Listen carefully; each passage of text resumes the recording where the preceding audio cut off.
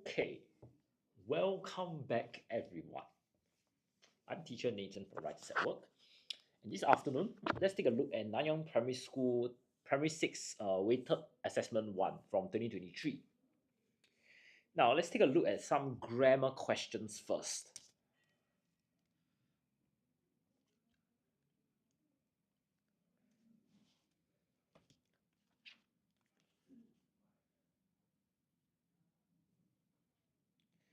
So over here, the first question reads, this is good news. Should be true. Dash. So for this question here, we are interested in question tag.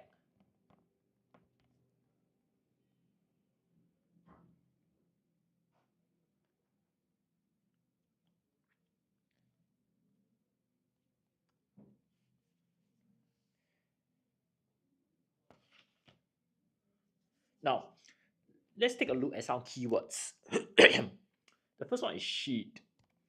So this means either she had or she would.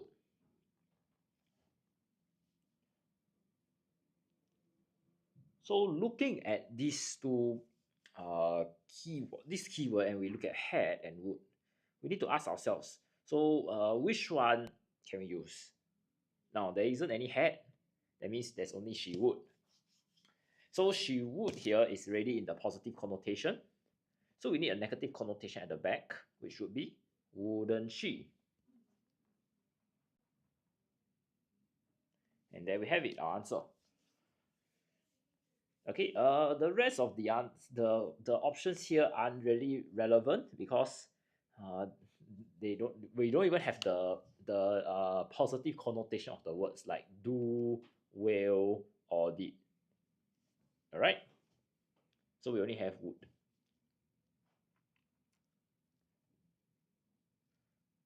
All right, moving on, let's take a look at question 2. All the girls except Tiffany dashed for books in the library just now. So we are interested in tenses again. And we observe all the girls. So there are many girls. It's plural. This term except Tiffany is just extra info. And we also have the words just now, which means that this is in the past tense.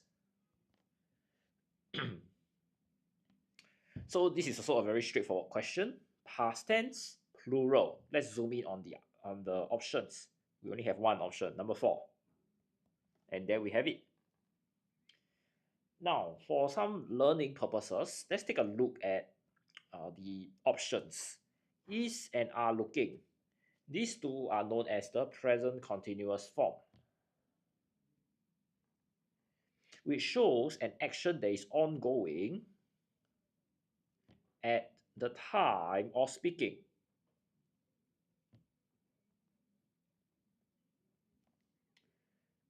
Hello, Twinkle Star. And who is our this friend? Nicole put number 4. Yes, very good, Nicole. Yeah, and was and were looking, these two are known as my past continuous tense, which are words that show action that are continuing sometime in the past. So like our option 4 here, just now, isn't specific. Is it 11 a.m. this morning or is it 1 p.m. in the afternoon? That's why we use the past continuous tense. Now, present continuous tense, let me just give you an example sentence. Twinkle Star is question 2 is 1. No? Question 2 is number 4. I'm just going through option 1 and 2 for our learning. I'm giving example sentences. Okay, Nico? All the girls for just now. No? Just now already tells me it's in the past tense. How can it be option 1? Now, let me just give an example of is and are looking. So you could say, the police are searching. Okay, let's don't use police. The policeman for the missing boy as we speak. So you can see, as people are talking, the action is ongoing, which is searching for missing boy. That's how we use present continuous tense. Okay.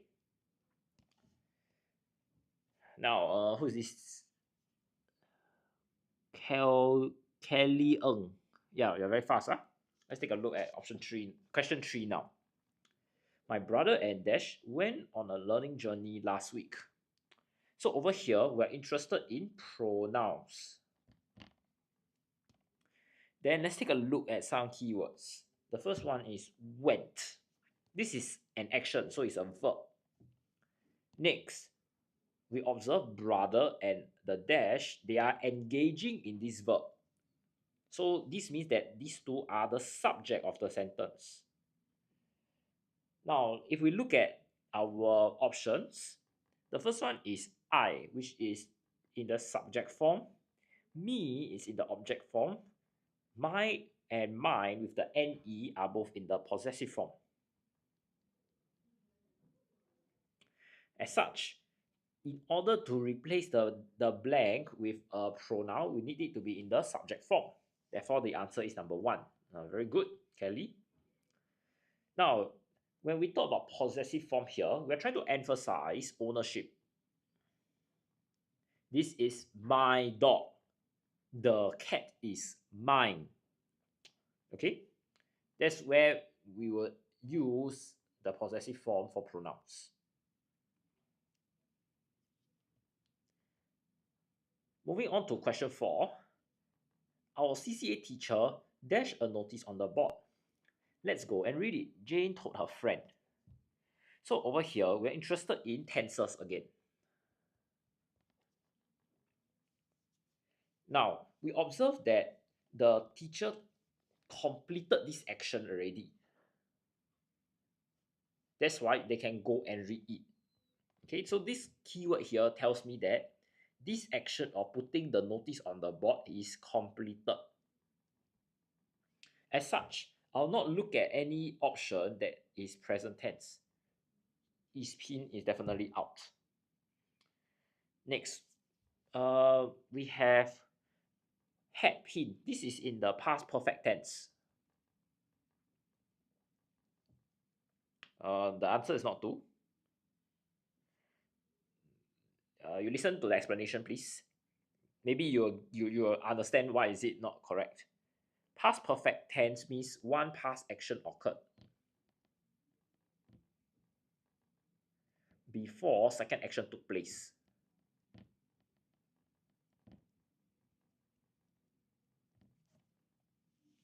On the other hand, has been tells me that the action is completed.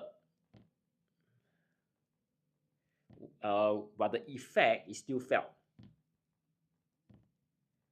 Was pinned, there's no such thing. Okay, I will explain option 4 and option 1 later, but let's focus on option 2 and 3 first.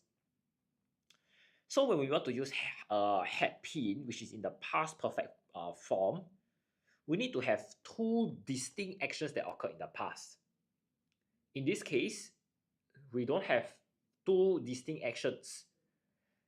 We only have one action, which is the teacher pinning the notice on the board. That's all. As such, our answer will be number 3. Some of you may be asking, then where is this effect still felt? Well, we don't explicitly write it in a sentence that the effect was felt, but we can see it from the contextual clue. Let's go and read it. So the effect on Jane and her friend was curiosity. And this effect is being felt. That's why Jane said this to her friend. After the completion of the teacher's action, that is to paste the notice on the board. All right. Then you may be asking, then what about past perfect? When do we use it? Let me give you an example.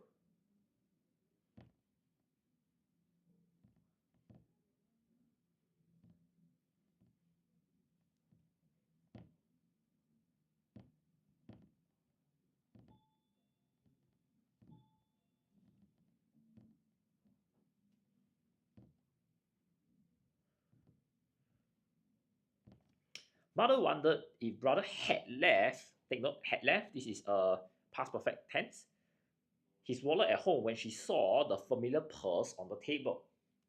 So you can see I have two options, two actions ongoing here. The first one is when she saw the purse. So when you saw something, this is really the past tense. And we are looking at this action, the had left, leaving the wallet behind. This action occurred first. Then mother saw. That's where the past perfect tense is being used. Okay? But for our question, we don't have such two event framework. So we will not use past perfect. Now, looking at option 1 and 4, both of them don't exist because there is no such rule to say is pin.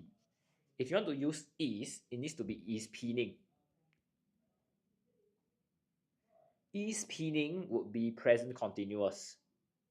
So similar to the previous question, it means that my action is ongoing as I speak.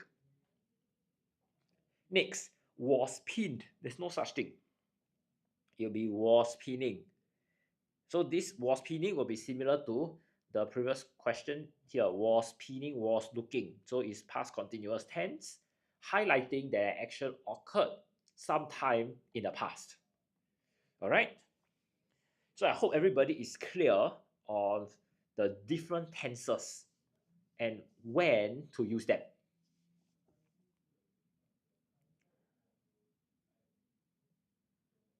All right. Moving on, let's take a look at question 5. In response dash the high demand for their pastries, the shop has to extend its opening hours. So over here, we are interested in prepositions. Now, we are looking at how the response, that means is the shop is the shop is reacting to a certain event. And over here, we are looking at a particular situation, high demand for the pastry. That means there are a lot of customers. This is a particular condition. That's why it elicited a certain response, which is you extend its opening hours. So we are looking at this approach to a particular condition, which is ticked. So looking at our prepositions here, when you use to, you are saying that somebody is responding to particular condition. At shows a location. I am at the coffee shop. By shows a source or method. Let me just give you an example of a source. Chicken rice was bought by father. So we are looking at how or who purchased my lunch. When I talk about method, we are going to Batam by ferry. So I'm telling you a transportation mode. Lastly, when you use for, we are looking at that you are supporting or you are in support or favor of something.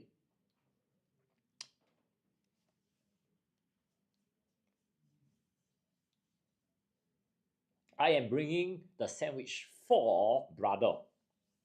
Okay, that's how you use the last one. Now we're just looking at how the shop is responding and is reacting to this condition, the high demand. So to link it, we'll use to. All right, we have our first 5 questions ready. So I'll just give everyone some time to take in the information I've shared before we move on to our next 5 questions.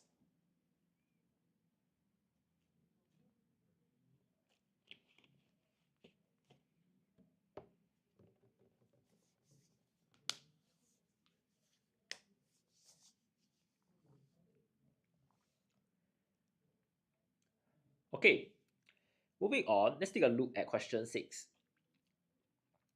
A passerby helped the old man dash his groceries to his home. So over here, we are interested in tenses. And we observe one thing, help. This is verb 1. And we have a second verb that is the blank.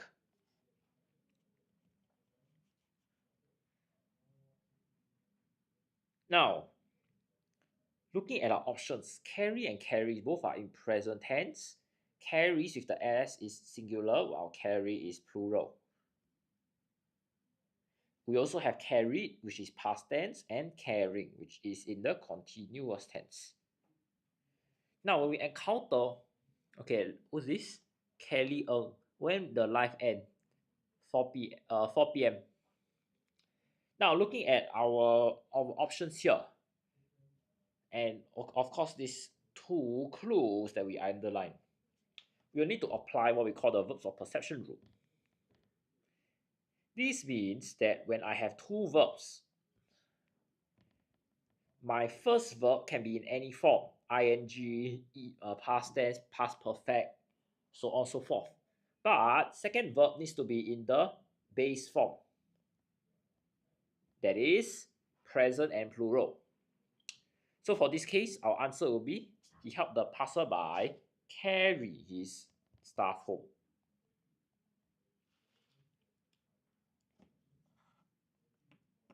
Okay, so these kind of questions are very common in our exam papers. Almost every exam paper will have one of these verb or perception question. So I believe there is more than one way in which you can approach it, but my approach is more systematic in a sense. We identify the keyword, which is always your verb, and that thinking process will always be go to the base form. All right. Now let's take a look at question 7. If John had asked for help, he dash completed his project.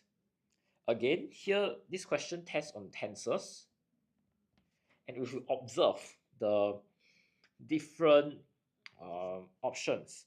First one, had. This is the past tense of have. Now, this word have is actually a verb, and we use this to show that someone is experiencing or undergoing something.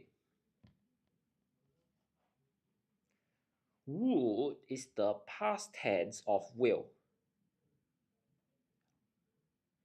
and this is used to express something that occurs in the future.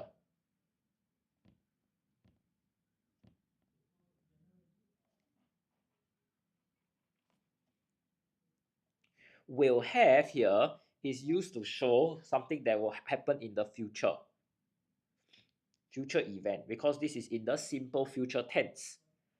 While would have, we are looking at something that did not happen. And listen, if this event that did not happen were to happen, it will be in the past. All right. So in this case, because we are looking at how John had asked for help, and there is the word if. So this is a special condition here.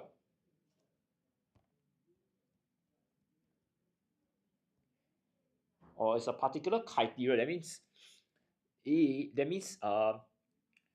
if John had not asked for help, nothing will happen.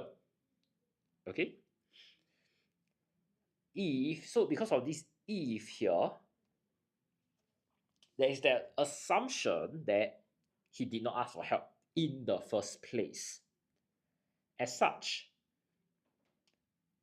completing his project, this event would not have happened.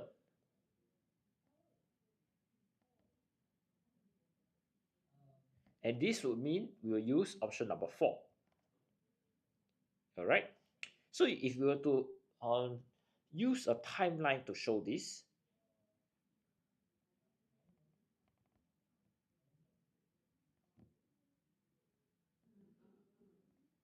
John will ask for help here, had asked for help. After that, the completion or the failure to complete that project will be in the past tense. Okay, that's why we will use this word would have, because we want to show that something did not happen in the past, and even if it did, it will still fall under this category here. Okay, so this is slightly confusing because this question doesn't test you on your normal verbs, your normal action words, running, reading, searching, this kind of thing. It is more of testing you on the concept of grammar. So if you have difficulty understanding, my advice is to draw this timeline to actually help you sense make which event occurred first and which tense is it. These two aspects are super important to derive the correct answer. Okay, let's take a look at question 8 now. To dash were you talking to just now? Madam Tan questioned Joel when he got distracted in class. So over here, we're interested in a relative pronoun.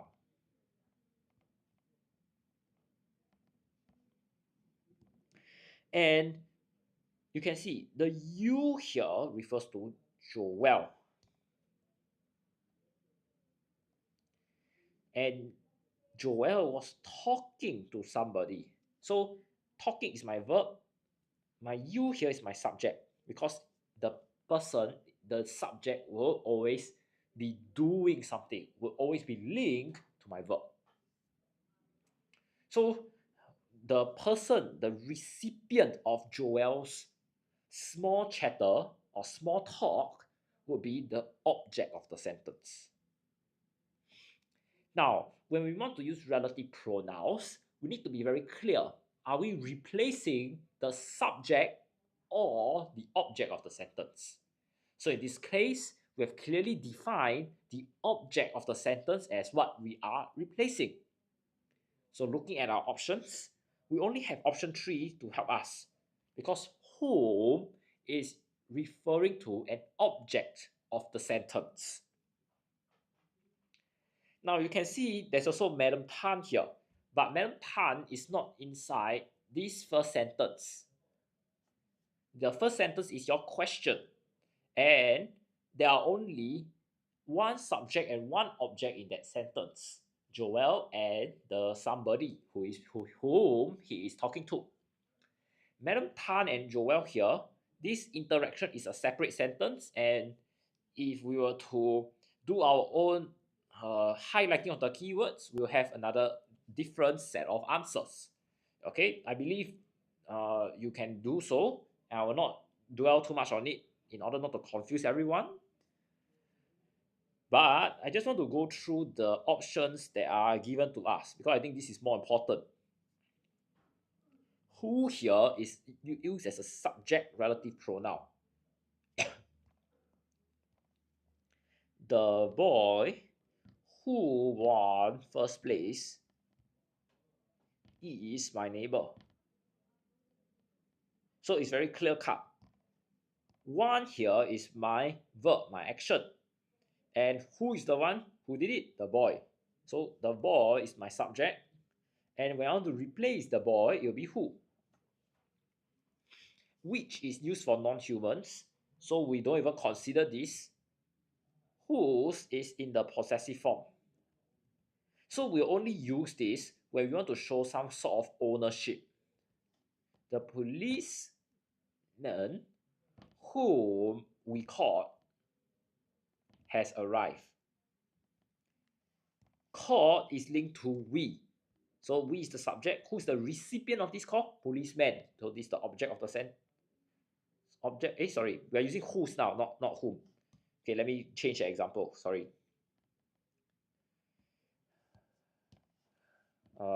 John, whose father owns that car, that Mercedes is my neighbor.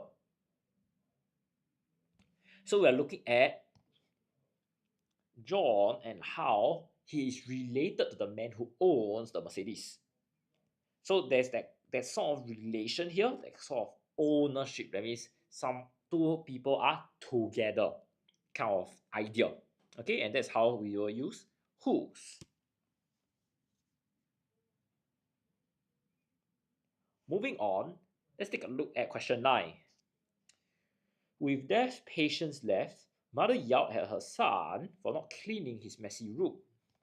So we are looking at patients and how they yell at the son, which suggests the quantity of the patients must be quite low.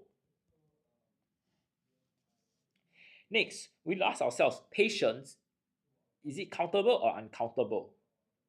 Well, you can't count patients per se, so we'll call it uncountable. So low quantity and uncountable, these two criteria will tell us the answer is with little patients left. Number 2. Okay, so this is a fairly straightforward question. Let me just give you the whether the others are countable or uncountable. Few here is countable. I have a few toy cars in the drawer. Many is countable while much is uncountable. There are many children in the school. He put in much effort in his homework.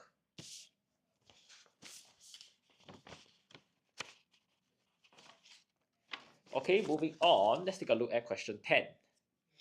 Dash his hectic schedule during the examination period, Timothy could not find time to help out at his parents' hawker stall. So we're looking at two things. Hectic schedule, that means he's very busy. So this is like a cause, busyness. Okay, the cause is the busyness. Busyness. And the effect, could not find time to help out.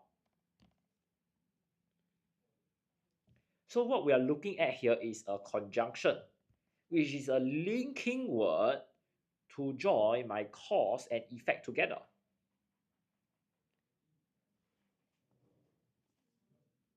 All right, your local Madrista. Okay, very good. Our friend here, you got it correct. The answer is number 1, because owing to shows relationship between cause and effect. In spite of and even though, these are used to show contrast. Yeah, very good, rainy days. Wow, the last one, in addition to. This is used to show extra information.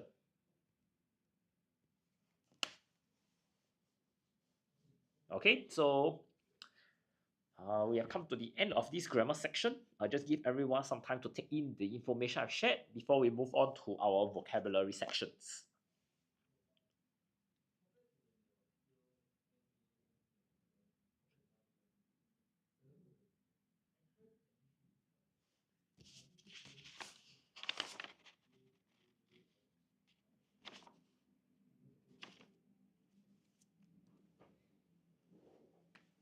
Ning Ning, which primary school sets the hardest English paper? Wow, good question. Mm, it depends on which it depends on which type of paper it is. So if you're looking at prelim paper, it's different from if you look at WA paper like this kind. Okay. So if you're going to look at like your SA1 or prelim papers, I'll say that it depends on the section of the paper will the section of the paper that is more challenging actually differs from school to school. Okay, so there are some papers, there's some schools that set harder questions for their grammar. So we have things like phrasal verb question inside that grammar part instead of the vocab part. Yeah, those are the more difficult ones. And we also have schools that like to set very interesting vocab close questions where like two of the words have the very close meaning and you need to learn how to differentiate them. So say that your question is very broad and I don't have that definite answer as to which school per se. Okay. But that being said, I think every school has a set of challenge, a few questions here and there that are slightly more challenging, that requires you to put on your thinking caps in order to do well in.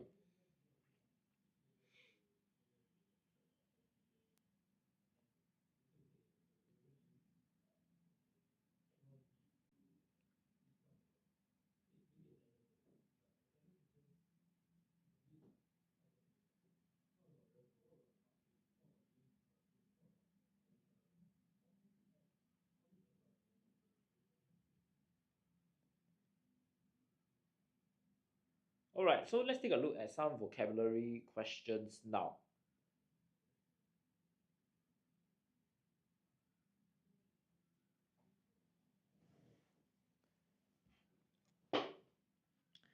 Mrs. Neo dashed her anxious granddaughter that she will wait for her at the gate after school.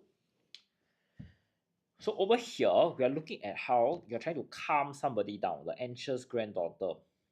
Okay, so looking at our options, first one, notified, which means that you inform somebody formally about something. For example, you notify the principal of the absence or your teacher from school. When you are assured, it means something is certain to happen or to be achieved. Okay? While guaranteed means that you have a promise, especially a written one by a company to repair a product you bought. So it's like a warranty. Encourage means that you want to give support or confidence to somebody.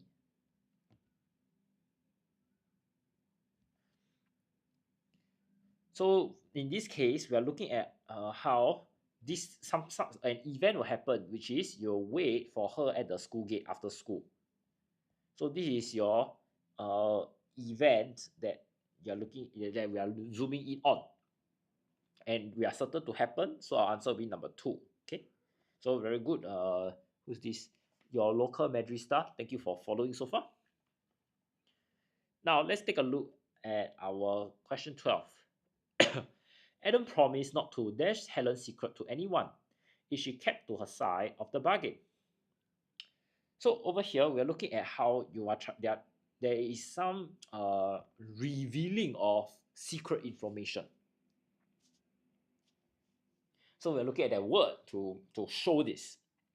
When you admit something, you confess something to be true. When you impart, hello Zing Zam Zom, it means that you give a feeling or quality of taste to someone. So you can impart knowledge, etc. Divulge means that you make sensitive information known.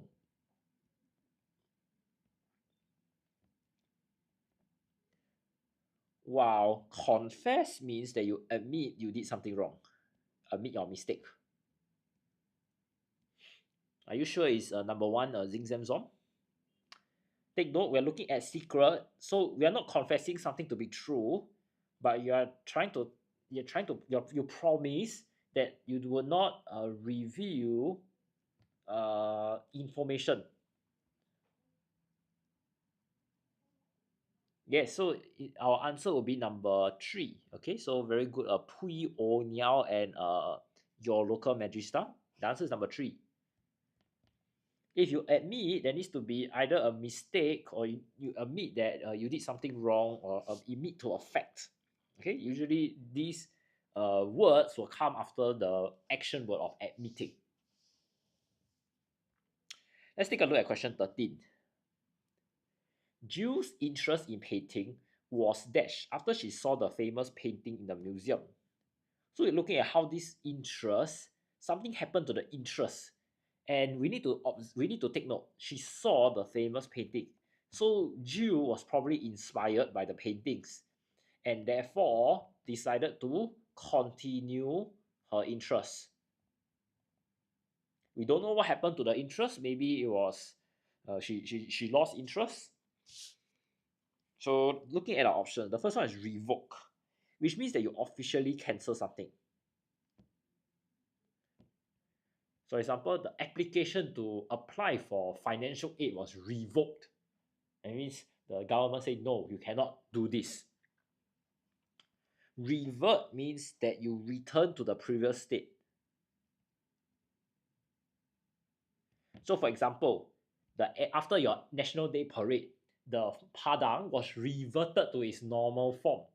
So as some of you may know, there is a public road that is being used for NDP. And when you revert it to the original state, that means you take down all the decorations, etc. Recoup here means you want to regain something lost. So we always say recoup your losses. Maybe the gambler, when he want to recoup his losses, he was very desperate and he decided to bet more money. You know. Lastly, when you rekindle something, it means that you want somebody to have a feeling they had in the past. So in this case, we are looking for question 13, we're looking at number 4 here. Because we want, or rather Jill has that kind of interest or that kind of feelings for painting, that motivation suddenly she got it back again after being inspired by the paintings in the museum. Yep, very good. Puyo Niao, that's the answer.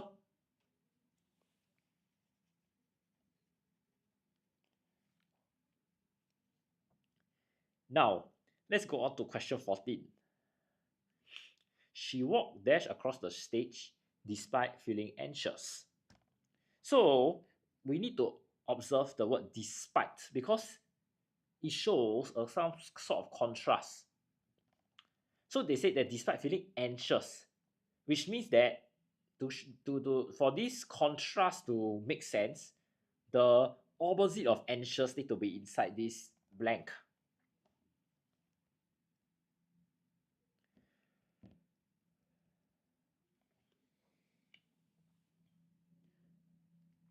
So looking at our options, the first one is steadily, which means you are in a very calm manner. Clumsily means that you are very awkward or you are very careless. Stealthily means you are very quiet in order not to be seen or heard. Awkwardly means you are very worried or embarrassed.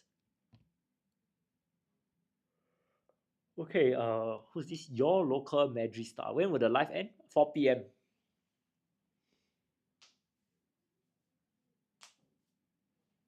All right, everyone. So, as we are looking at this question, Madrid star, are you sure your answer is correct? I repeat again, we need to show contrast. So, despite feeling anxious, in reality she did not want to exhibit this trait of hers. Very good. Puyo Niao. That means our answer will be number 1. You do something steadily. Okay, so please be very aware of this word despite. If you are anxious and you walk up the stage awkwardly, I will accept. If there isn't the word despite. Okay.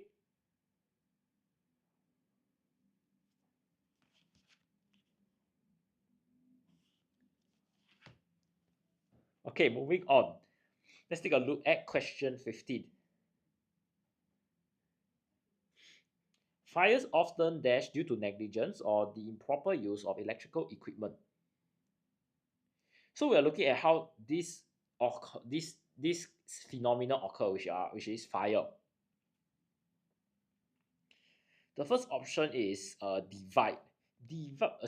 Break up. That means you divide into many pieces.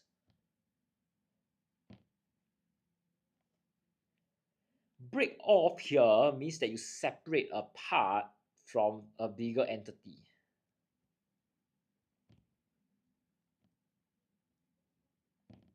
So you can say that the little iceberg break off from the polar ice cap. So your polar ice cap is this very big sheet of ice in the Antarctica, and your iceberg is that little small thing that breaks off. That means it just then it floats away. All right. Break out means something dangerous happened or unpleasant also will work.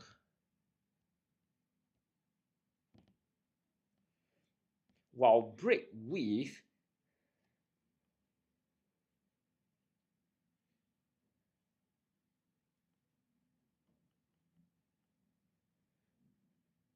means that you do not continue doing something that is expected or normal. So we can say we break with the normal tradition, etc. Who is this? Nicole. Yeah, very good. The answer is number three. Good job to our friend Hui O Niao also. You got the answer correct. Our answer will be number three. And you break out. Okay, the fire because it's dangerous. I'll just give everyone some time to take in the information that I shared for the vocab section before we move on.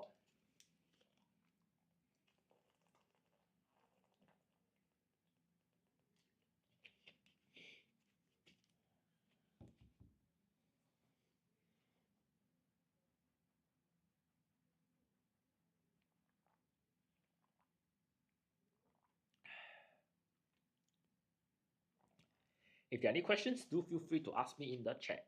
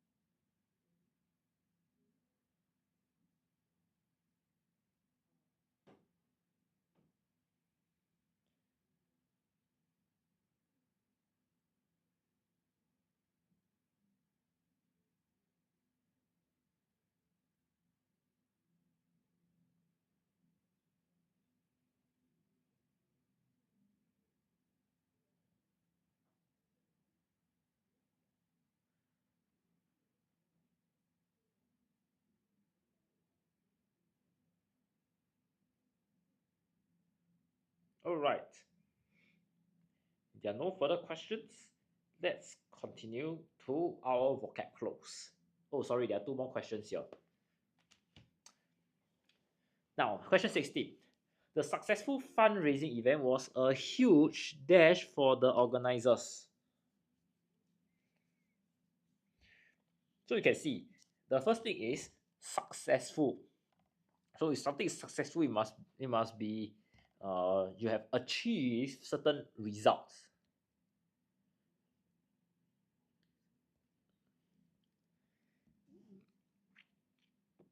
And looking at our options, the first one is attainment, which means that it's basically the act of achieving something.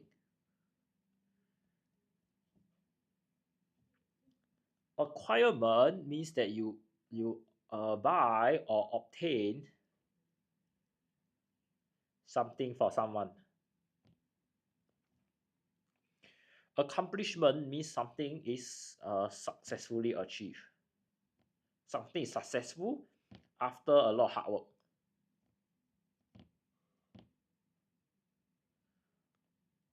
While acknowledgement means you accept the truth or existence of something. Okay, for this case, we are looking at how they managed to complete something successfully. So we are looking at how they've gone through a certain process in order to finish something well, right? So the closest answer we have would be accomplishment. So very good, your local Madrista. Now, some people may ask why attainment isn't the answer. When you want to attain something, there needs to be elaboration of the award. So you could say that if the student was able to attain the dean's list, for example, then can.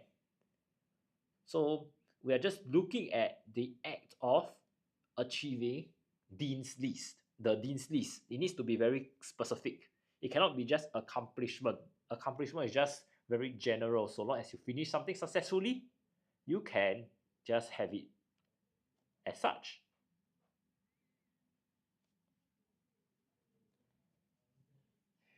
Okay, moving on, let's take a look at question 17. The athlete was dashed from the semi-finals when he lost the match. So it's very clear cut. Lost the match. So this means that he's probably not in the game, not inside the next round of the semi-finals, for example. So he's not in the quarterfinals or the finals, right? So looking at our options, the first one, deleted. It has this meaning. This has the meaning of removing a printed paper. Remove something on printed paper by drawing a line through. So it's like you are striking off something, you delete something, cancel like that. Okay. Next, evicted means you expel someone from property.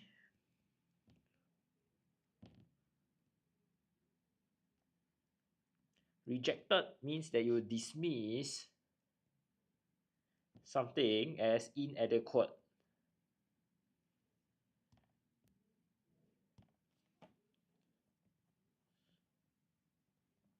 Or unacceptable. While eliminated means you remove somebody or something.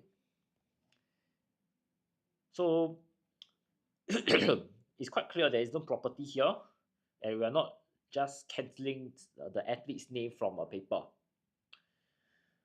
Some of you may be thinking, so what's the difference? Rejected, eliminated. Reject means actually you were not even considered for a particular race, in this case, in the first place. While eliminated means that you were initially considered, but you did not perform up to standard. So halfway through, you got removed. Okay, so you can see these two are quite similar, but we are looking at precision in the vocabulary, and therefore the answer will be number 4, eliminated. Okay, so very good, your local Madrid Star and Twinkle Star. Thank you for following me so far.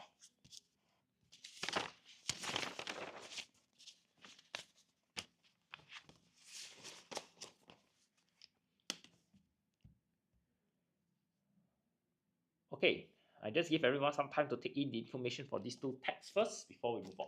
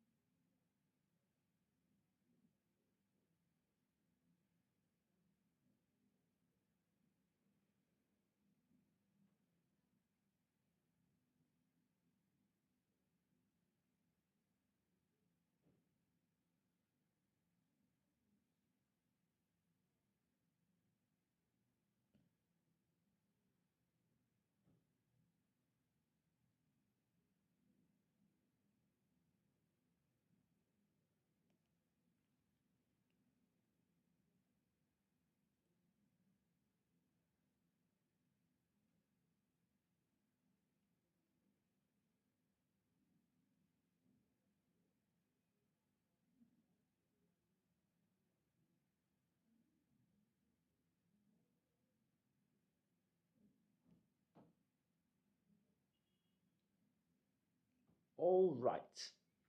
If nobody has any questions, then let's take a look at our next segment, vocab close. So what will happen is I'll read through the text with you, and we will understand the meanings of the underlined words before we look at the options and choose the correct answer. Nearly 2,000 years ago, a deafening boom rocked through Pompeii crowded marketplace. That marked the start of a catastrophe. So, catastrophe here, give me a moment, let me pull out my paper, means an event causing great, sudden damage or suffering.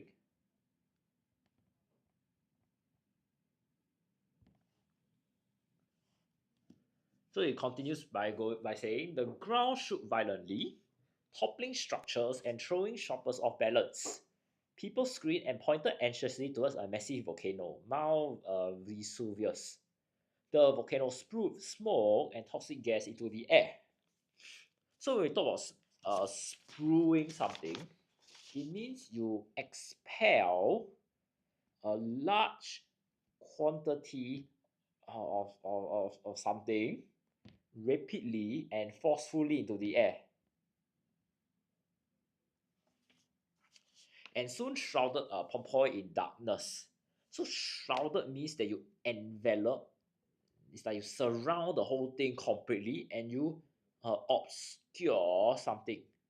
That means it's so thick in the smoke, in certain elements like the mist or the rain, that you cannot even see anything. Hello, not Shirley. The smoke and toxic gas hung like a noose around the people's neck, while volcanic rocks destroyed buildings. Almost overnight, Pompeii vanished under a blanket of ash and smoke. Vanish means you disappear suddenly and completely.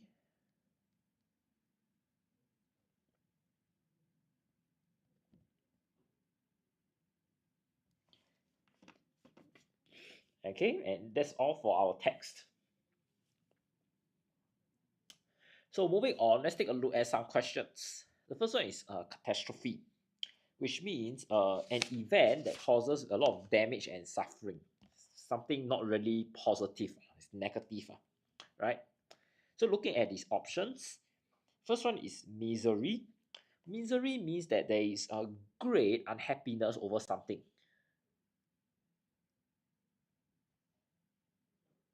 Next, mishap means an unlucky accident.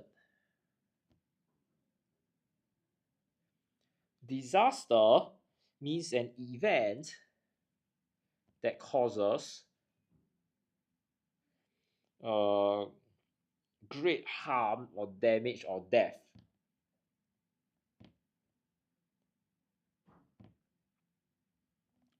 While accident here refers to something that happens that is unexpected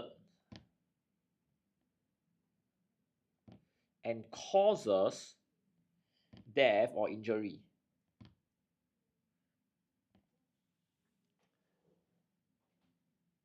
So in this case, you can see that there are very close options. Everything is talking about something bad, right? But we will not use unhappiness because this is too mild. And it's not just an accident, okay? Because accident doesn't have that kind of the extent of that kind of economic, that kind of social loss and damage. So we are left with disaster and accident. So when we talk about catastrophe, the extent of that damage is larger than an accident. So it's not something that is unexpected. Catastrophes can be expected. You can monitor a tornado and you know that it's coming towards the city. You can do your geological survey and you know that the volcano is going to explode. Okay, so we will not consider this as unexpected. So the closest answer we have is disaster, number 3.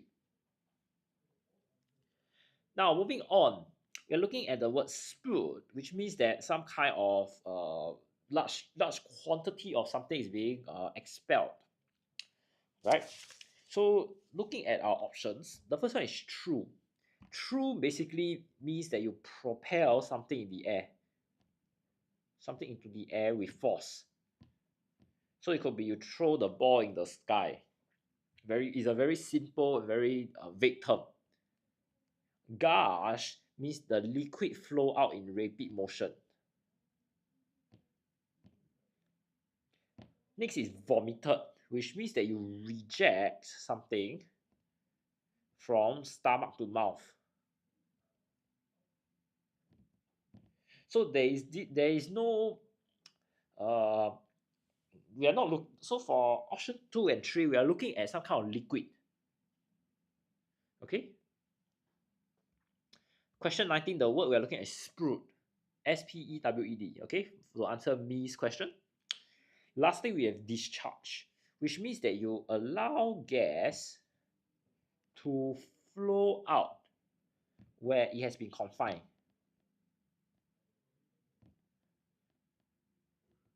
So if you observe, we are looking at the toxic gas and smoke. So all these are not liquid. So definitely option 2 and option 3 are wrong. Or not we don't consider them. Next, when you throw something, you propel something to the air, it's not we are not looking at that kind of action. Okay. The idea is you are looking at that kind of liquid or sorry, the gas being released into the air in large quantities. So the answer will be number 4, when you discharge something.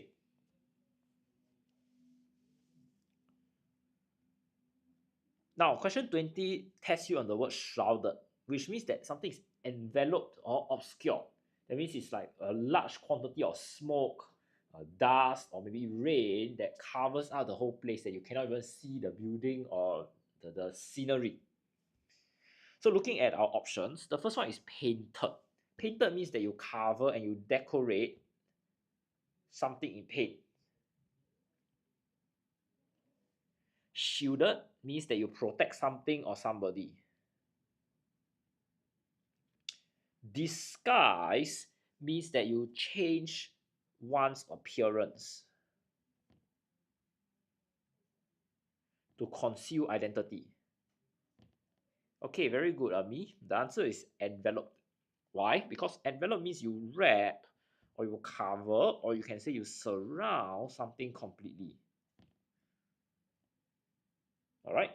And therefore, our answer will be enveloped because that's the most logical one. Vanish, which means you disappear under the blanket of smoke and dust.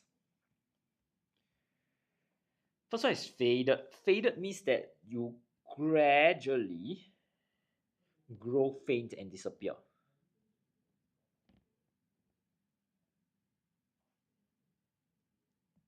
Perish means that you die suddenly.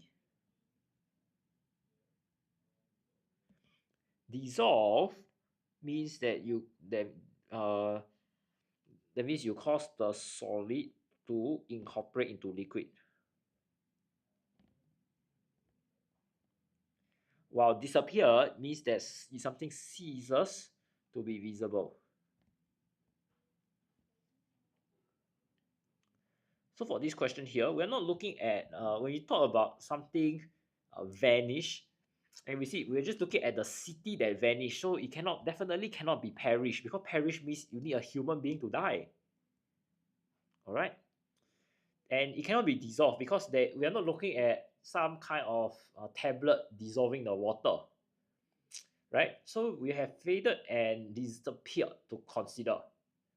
Now for this question here, we will consider disappear because when you vanish is a sudden thing that suddenly you cannot see the particular city or the scenery. It's not so much about faded. Faded means you can like slowly the scenery gets blurrer until you cannot see. Okay, but no, this is not what happened. The volcano erupt, all the ash and dust get discharged. Immediately, the whole scenery will be blocked out already. Okay, so that suddenness would disqualify us from using the word faded.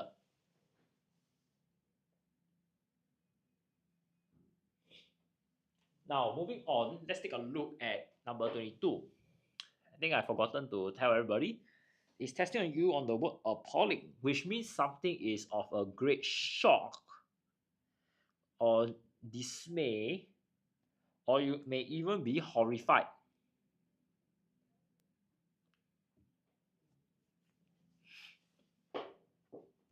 So, looking at our options here, the first one is bleak. Bleak means something is very empty, something is not welcoming. Horrifying means something is extremely shocking. Okay, I got the answer from me already. Just hold it there. Sorrowful means that you are trying to show some grief, you are sad. While memorable means something is worth remembering. So if you look at our options, sorry, we look at back at our word appalling, there's that kind of shock. Listen, that kind of shock, that means you did not expect something to happen.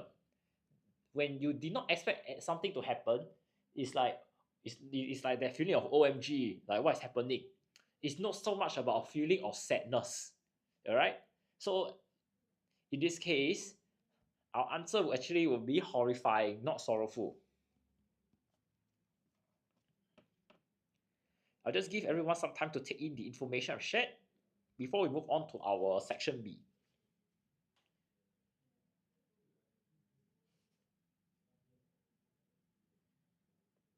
Okay, because this is slightly different, they have, oh, okay, we still have grammar, close, and editing. Okay, don't worry.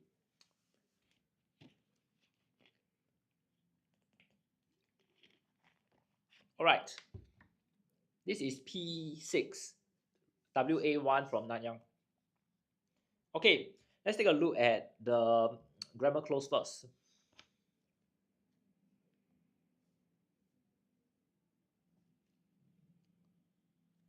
On August 2020, on 14 August 2021, the first ever panda cub was born in Singapore.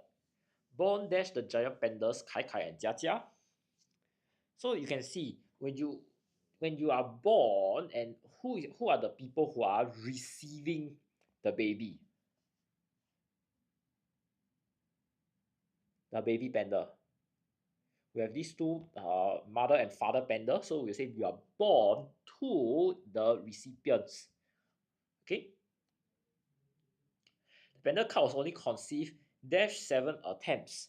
So you can see these attempts here must have occurred first before the baby was born. So we are looking at some kind of sequence. So you are born after 7 attempts.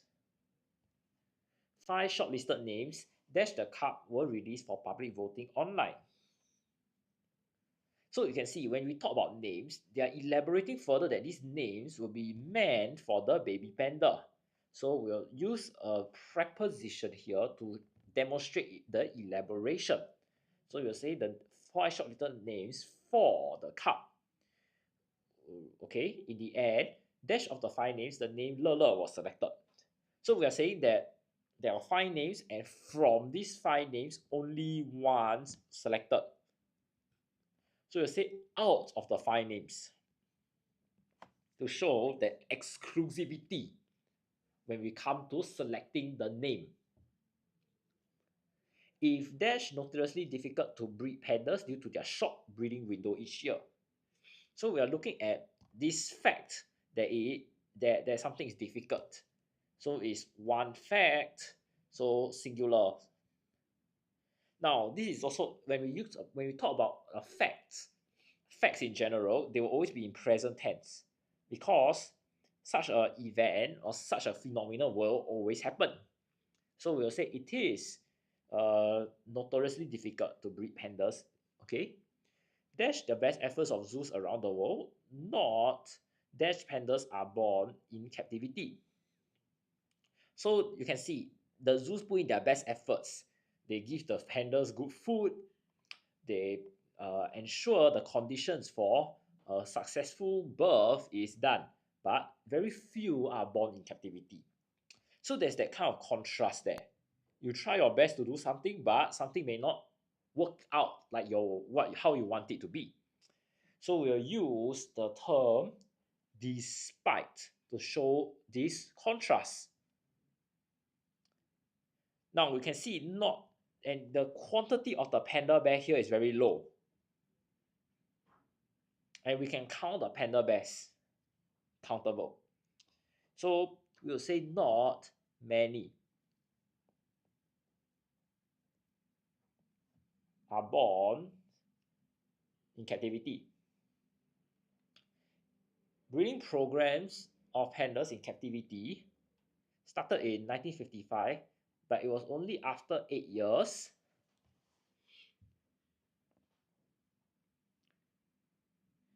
before the first baby panda was born in the Beijing Zoo. Since then, further studies have been done in order to improve the success rate of breeding programs, coupled the conservation efforts of the panda's natural habitat. There has been a slow steady increase in their population. So we are looking, the end goal is you want the panda population to increase. This is your end goal. And what are the methods that are being used? You can see that there are studies, conservation efforts, and all these work hand in hand. They work in tandem with one another. So therefore, we can consider them as complementary strategies. So if we want to use a preposition to link all these strategies together, we can say coupled, and we'll say coupled with, okay, for this preposition to show that they are complementary. And we can see that when there's an increase, we expect it to be very fast. But they say that it's slow, but on the other hand, the increase is very steady. So to highlight this contrast in something that is unexpected but happens at the same time, we'll say this slow but steady increase in their population. So you can see that we already ensured panda bears are not at the brink of extinction, but they tell you that more needs to be done. So this is also another contrast here between the current steady increase and the need to ensure more pandas. And we can observe that there's word even. So we cannot use the word but we need to say even then more has to be done. So we are not only looking at the contrast, but we are also emphasizing the fact that moving forward in the future, more of something has to be done. And they tell you further what needs to be done.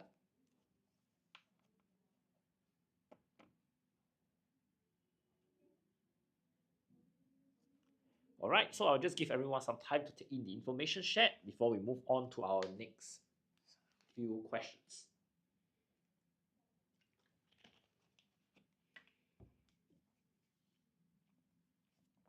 Alright, let's take a look at some editing questions now.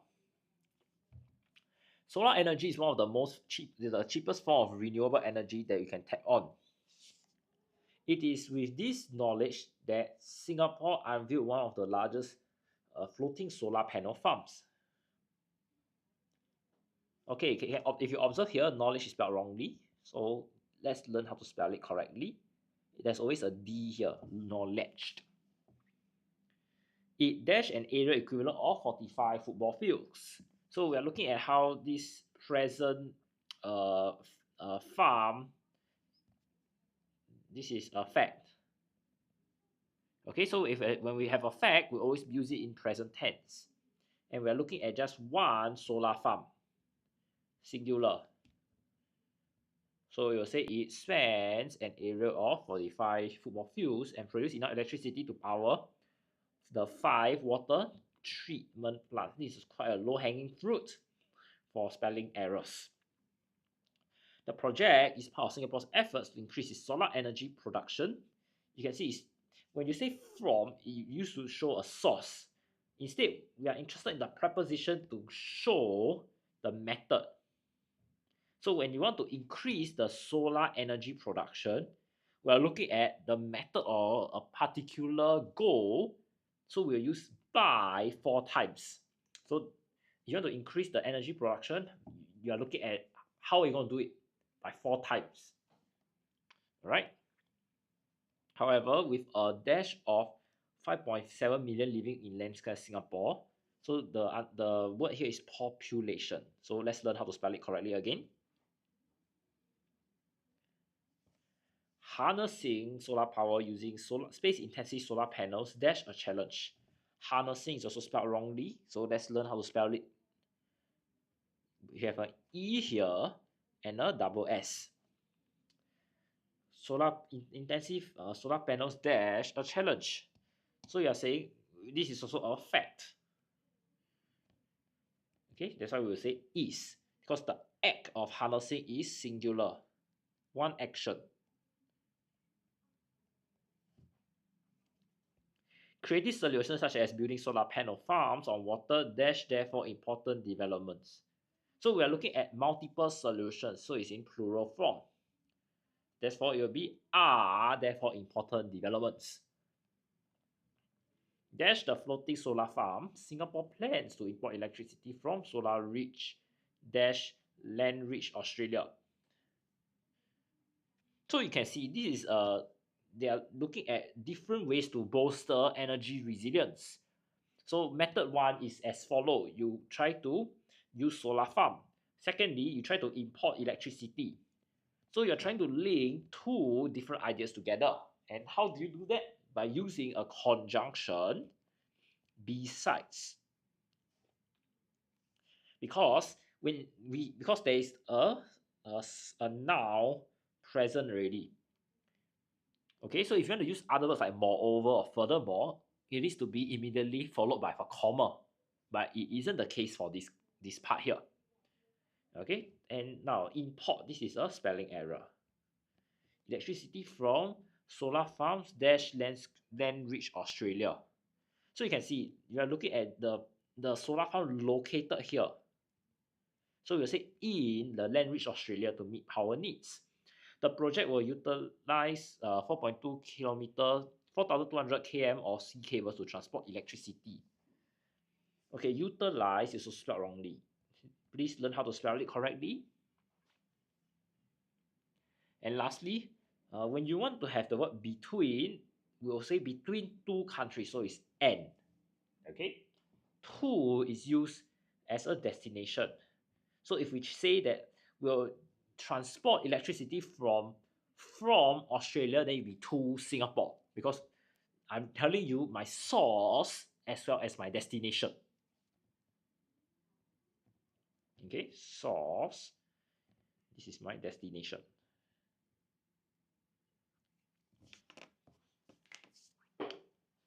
I hope everyone's following me so far.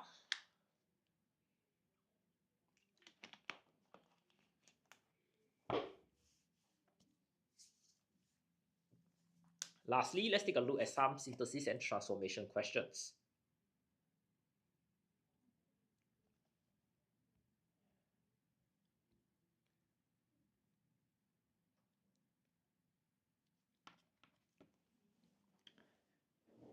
How many people are you inviting for your party next week? Mother asked Mary. So when we encounter such reported speech questions, we always have a few steps to do. The first one is to highlight or underline the words you need to change. Are you inviting next week? So it will be she was inviting for her party the following week. Okay, so it'll be mom asked Mary how many people she was inviting for her party the following week.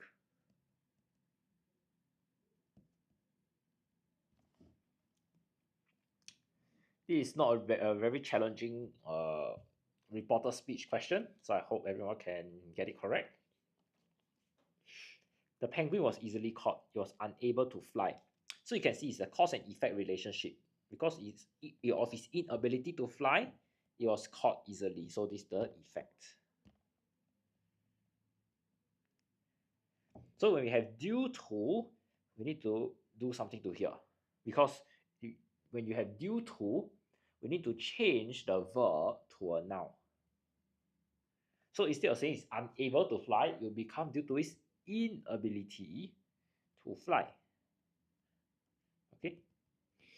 And therefore, we always have the effect at the start when we have a due to sentence. So the penguin was easily caught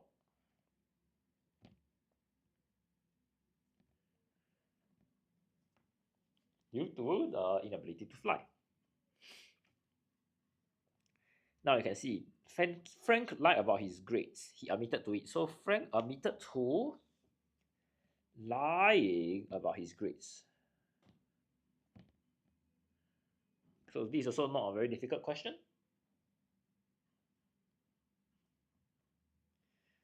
Moving on, question 72. The coach praised Joseph for winning an Olympics medal. So you can see this is an active voice. Then we need to change it to a passive voice. So you can see the coach praised Joseph. So this is my verb praised. Who is the subject? The person who is engaging in the action. So coach. Now, so now you want the coach to be at the back of the sentence. So it will be by the coach.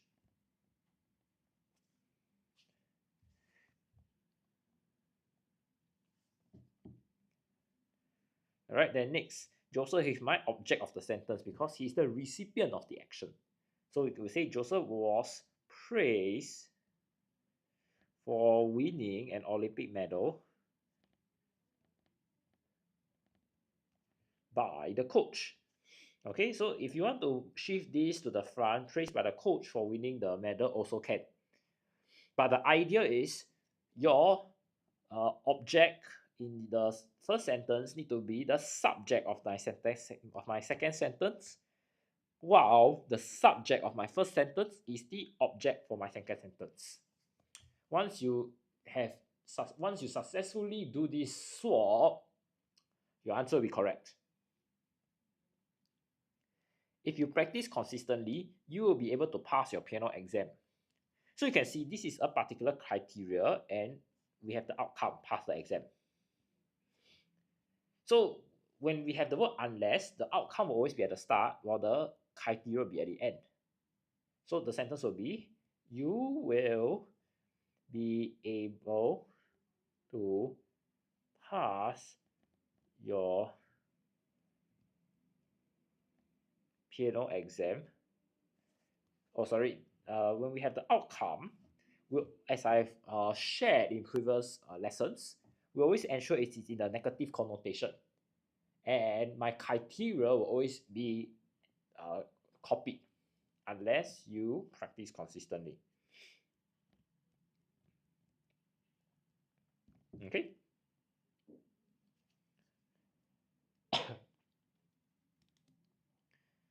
Now let's look at the last question. Levi does not like fruits. He does not like vegetables. So Levi likes, take note, likes because it's singular, neither fruits nor vegetables. All right. So this is pretty straightforward.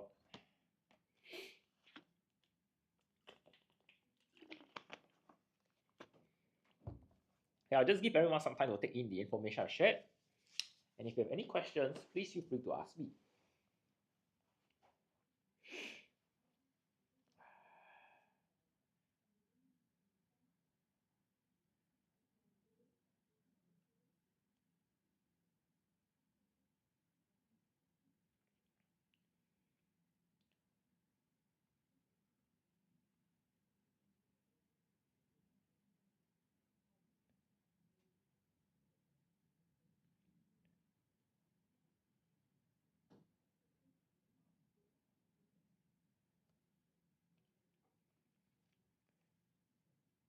Can Levi neither likes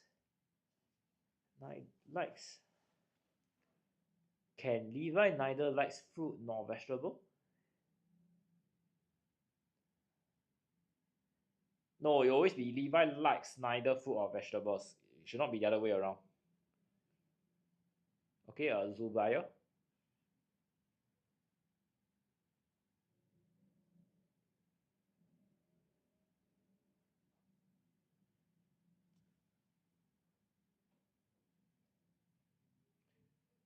Okay, if there are no further questions, thank you so much for joining me this afternoon on our Writers at Work TikTok session. I'm teacher Nathan from Writers at Work. And if you have any questions with regards to our English lesson, etc., do feel free to join me tomorrow and on Friday, where we will be able to learn more about this English with me. All right. Once again, thank you so much for joining me, and I'll see you guys on TikTok these days. Okay. Bye bye.